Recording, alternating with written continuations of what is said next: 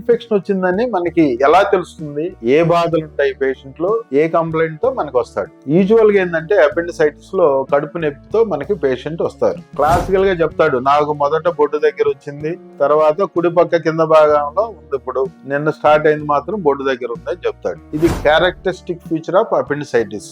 దానికి కారణం nerve supply. So అది మనకి అంత డీటెయిల్డ్ గా ఇక్కడ అవసరం లేదు. కాకపోతే క్లాసికల్ సిమ్టమ్ వచ్చి మనకి బొడ్డు చుట్టూతో వచ్చి బొడ్డు దగ్గర వచ్చి తర్వాత కుడి పక్కన కింద భాగంలో అంటే రైట్ ఇలియాక్ ఫోస్సా అంటారు, అక్కడ నొప్పి సెటిల్ అవుతుంది.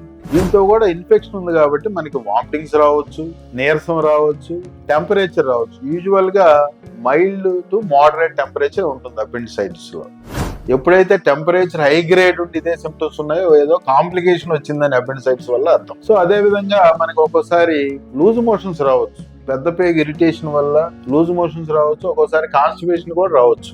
అదే విధంగా యూరిన్ సిమ్టమ్స్, యూరిన్ బర్నింగ్ కూడా రావచ్చు. యూరిటర్ అక్కడే ఉంటుంది ఆ సీకం దగ్గరే, అది కూడా ఇన్ఫ్లమేషన్ వచ్చి ఇరిటేషన్ వచ్చి మనకి యూరిన్ సిమ్టమ్స్ తో కూడా ఈ అసోసియేటెడ్ సిమ్టమ్స్ కూడా ఉండొచ్చు అనమాట. సో ఒక్కోసారి క్రానిక్ రికరెంట్ పెయిన్స్ వస్తూ ఉంటాయి, అసిడిటీ సిమ్టమ్స్, కడుపు ఉబ్బరము, ఎప్పుడన్నా మైల్డ్ ఫీవర్ రావచ్చు, ఈ సిమ్టమ్స్ తో కూడా వస్తుంటారు. మనం ఇన్వెస్టిగేట్ చేసినప్పుడు అది రికరెంట్ క్రానిక్ అపెండిసైటిస్ గా బయటపడుతుంది.